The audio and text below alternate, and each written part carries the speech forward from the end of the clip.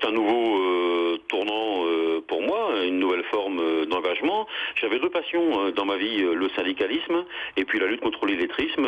J'ai la chance de pouvoir travailler aujourd'hui sur cette question qui me préoccupe depuis des années et de travailler avec des gens qui sont extrêmement engagés sur cette problématique qui reste importante dans notre pays, que ce soit dans l'Hexagone ou dans les Outre-mer. Ça fait plus de 20 ans que je me préoccupe de ces questions. D'ailleurs, dans mon livre La vie continue, j'ai essayé de décrire pourquoi ces questions-là me préoccupent.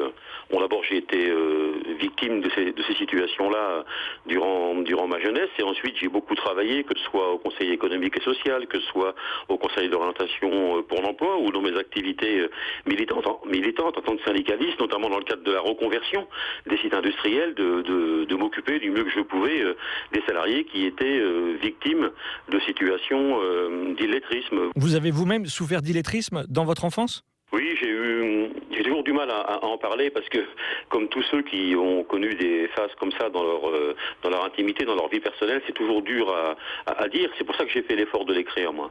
Mais j'ai eu des difficultés, oui, avec notamment l'écriture. Je me suis libéré de ces questions-là vers l'âge de 12-13 ans, quand un enseignant m'a dit « Tu sais Thierry, on n'est pas contraint d'écrire en lettres attachées, on peut aussi écrire en lettres bâton. » Voilà. Et j'écris toujours aujourd'hui en lettres bâton. C'est resté une forme d'écriture pour moi qui me permet de communiquer convenablement avec chacune et chacun. Est-ce que c'est un poste bénévole ou un poste rémunéré ?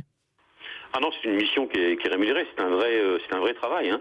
Là, ma mission, c'est d'essayer de créer quelque chose qui permette de faire travailler plusieurs ministères ensemble, avec une volonté affirmée par le Premier ministre, puisque c'est une vocation interministérielle, sous la responsabilité de la ministre de l'égalité réelle, sous l'autorité du Premier ministre, essayer de créer une structure qui, au-delà de ce qui existe aujourd'hui et qui fonctionne bien, essayer de créer une structure qui permette de faire en sorte que la fracture linguistique se réduise dans notre pays. Vous ne communiquez pas votre salaire à la tête de la future agence de la langue française ?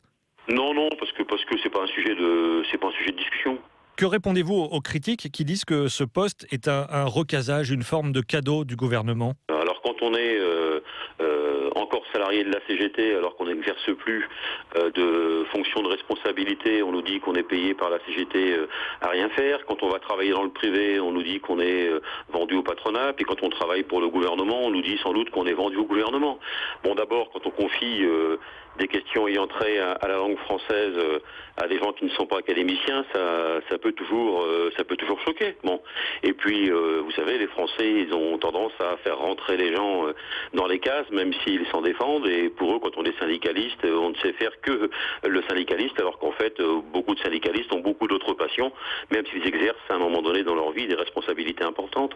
Est-ce que vous redoutez de ne pas faire l'unanimité au sein de cette agence de la langue française après votre historique, le scandale qui a entouré votre départ de la CGT l'année dernière? Est-ce que ce scandale vous colle toujours à la peau? Écoutez, le scandale, c'est un terme de journaliste, si vous me permettez. La commission qui a été mise en place m'a blanchi complètement, à la fois sur l'appartement et en même temps sur le bureau. La commission qui a été mise en place pour établir la vérité sur cette affaire, dans cette histoire, je n'y suis absolument pour rien. Ça a été dit, ça a été redit. Maintenant, il faut que les gens puissent le comprendre, qu'ils puissent l'entendre. Mais moi, j'ai définitivement tourné cette page. Je veux me concentrer à la mission qui est la mienne. On vous en parle encore ou pas ? Non, bien sûr que non. Les gens que je rencontre ont fait la part des choses. D'abord, beaucoup se sont intéressés à la lecture de mon livre et ont découvert un certain nombre de choses.